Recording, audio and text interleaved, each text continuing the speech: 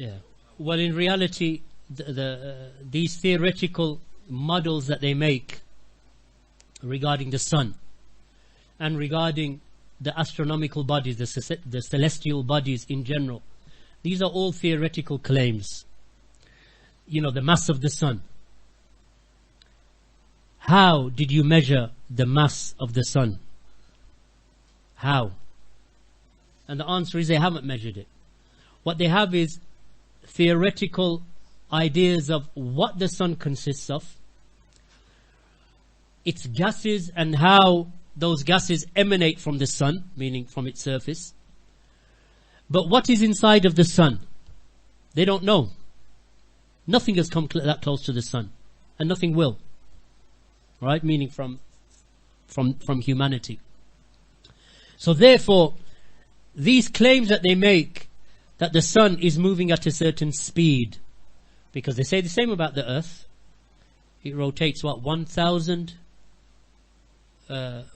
miles in its rotation. 1,000 miles is a minute or something.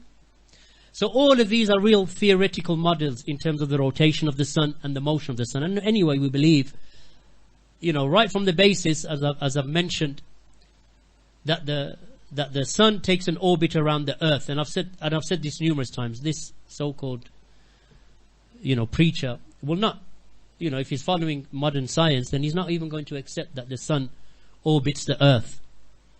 He believes that the earth orbits the sun, and the sun and the earth and the rest of the solar system, that they are spiraling through the universe, you know, hundreds and thousands of miles per minute.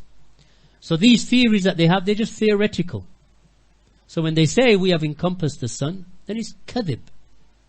And you know, any aqil with any understanding will ask them the question, and how did you weigh the sun?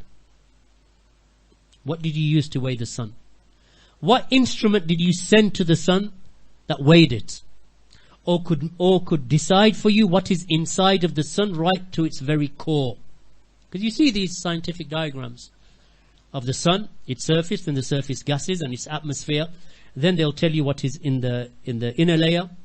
Then right down to its very core. وَمَا يُدْرِيكَ.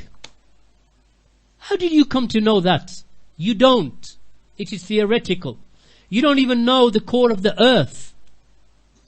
No one's ever got to the core of the earth, not even close. You dig a few 100 meters down to get some water and you think I've got somewhere.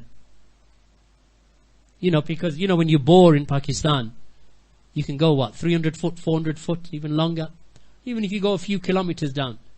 Even if you reach the bottom of the sea, 7 kilometers. Some of the deepest oceans, 7 miles. Some of the deepest oceans. You still haven't even scratched the surface of the earth.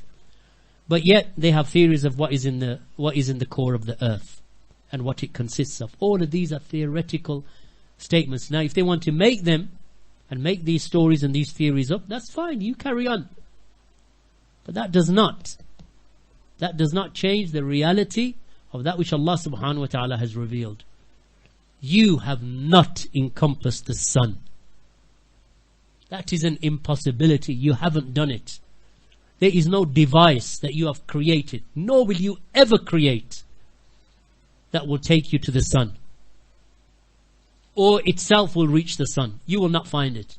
Even these distances that you speak between the earth and the sun, these are calculations and theories that they've made up. I'm not saying that all of it is fallacy and it's, you know, fiction, but these are theories. So when our scholars, they say, you cannot encompass the sun, then that is the truth, because you haven't. You've looked at the sun and you've thought to yourself, let me just, you know, use some instruments from a distance and figure out how big this thing is. Its diameter, its circumference. Let me imagine what kind of circumference the surface of the earth the sun would be. So they come with these ideas based upon theoretical calculations, and they have no certainty. There is no yaqeen to what they are doing.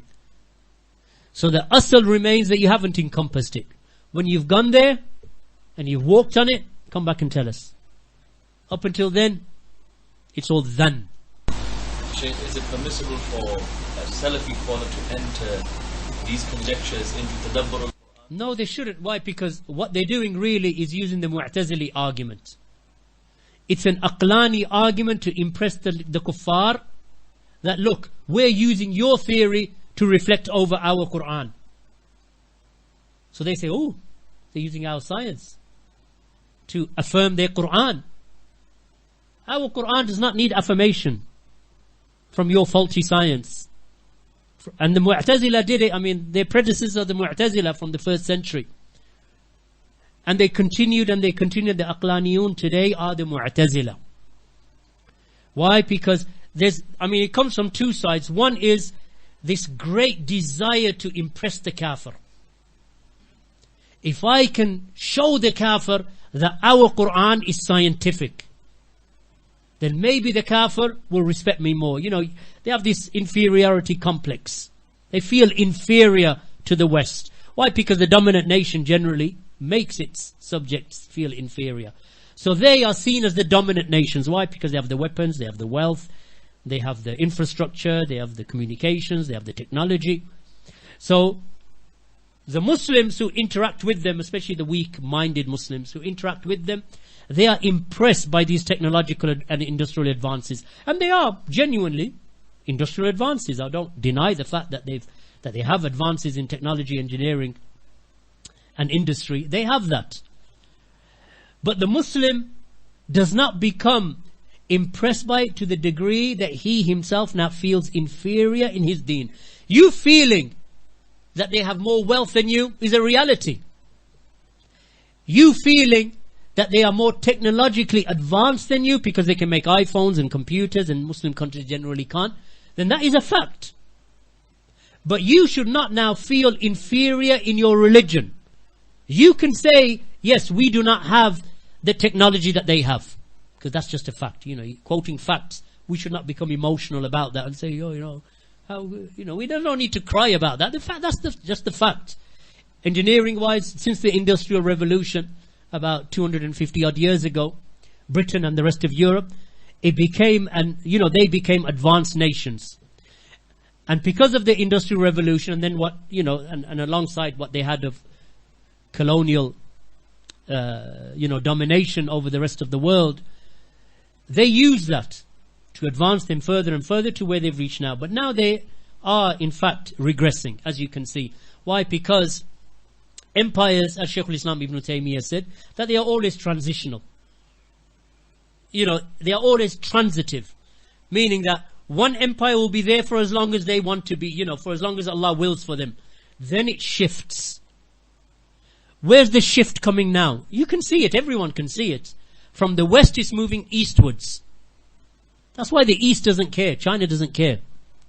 Do what you want, say what you want, we're doing our own thing. During the Cold War, that was a lot more difficult for these nations to do. Why? Because the dominant forces were NATO, were the West, were the Western Alliance. But things have changed. Why? Because empires are transitive.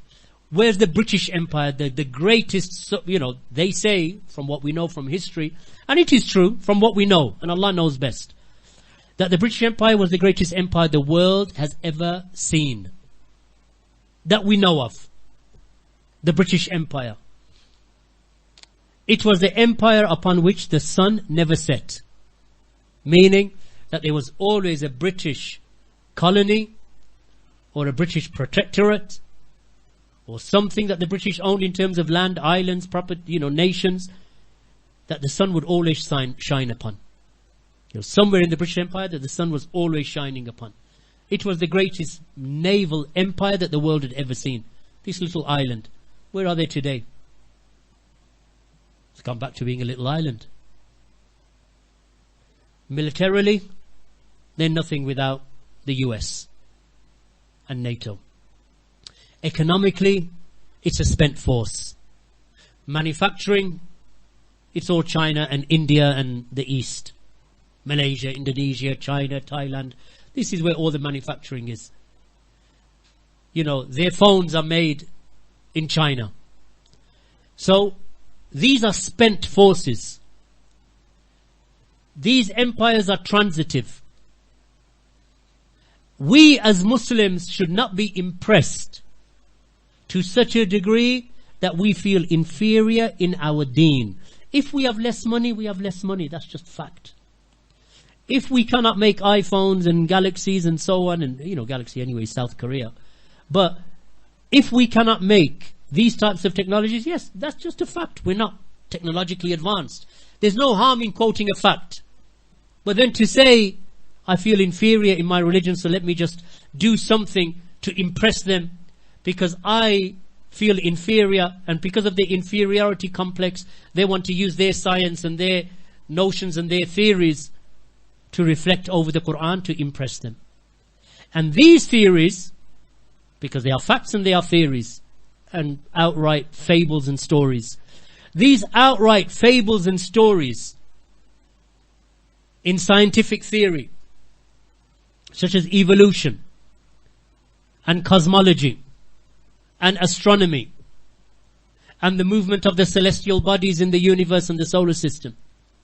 All of these are theories, fables, and outright stories. This is not what the Muslim should be aspiring to bring into his deen. That's Mu'tazili. That's the aspect that is Mu'tazili. So we should not feel inferior in our deen just because we are poorer. Just because we are poorer. That should not affect our deen, because our deen gives us izzah. You could be the poorest man upon the earth, but you are more noble and greater in the sight of Allah and better in the sight of Allah than the most wealthiest, most technologically advanced kafir in the dunya. This poor man who has just one loincloth and sleeps under a canvas tent, if he is a muwahhid, Muslim, worshipper of Allah, he's better than the whole of them put together, those kuffar. That one Muslim, because that's the izzah and honor that Islam gives to a person. So these people who try to always bring these scientific theories into Islam that they themselves can't prove, just to say to the kafir, dekhe hum kya kar rahe hain, we're using your knowledge to advance our religion. That is not knowledge what those kuffar have. And the Qur'an was never sent down as a science book, as many of these people think. The Qur'an is a book of guidance, glad tidings, warning, a book of tawheed, righteous actions, calling the people to the worship of Allah. And you find all these people trying to focus upon the science in the Qur'an as if the Qur'an is a science book. There's no need for any of that, barakallahu feekum. Whatever is in the Qur'an is true, no matter what it's related to. The seas, the oceans, the barriers, the sun, the moon, the motions of the stars, all of that is guidance from Allah subhanahu wa ta'ala. And all of that should be reflected over. But not to introduce their theories that are false into our religion, because we have nothing to do with them. Barakallahu feekum. Wa subhanaka Allahumma wa bihamdika ashhadu an la ilaha illa anta astaghfiruka wa atubu ilayk.